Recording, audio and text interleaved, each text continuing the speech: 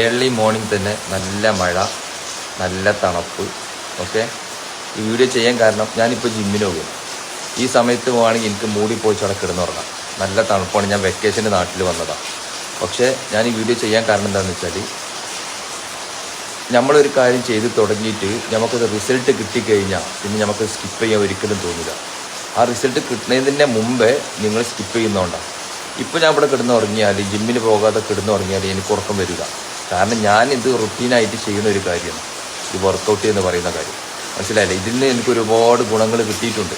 എനിക്കിതിൽ നിന്നുള്ള റിസൾട്ട് കിട്ടിയതുകൊണ്ട് ഞാൻ ഇനി ഇത് ഒരിക്കലും സ്കിപ്പ് ചെയ്യില്ല. ഏത് സാഹചര്യത്തിലാണെങ്കിലും അതിനുള്ള സമയം ഞാൻ കണ്ടെത്തും.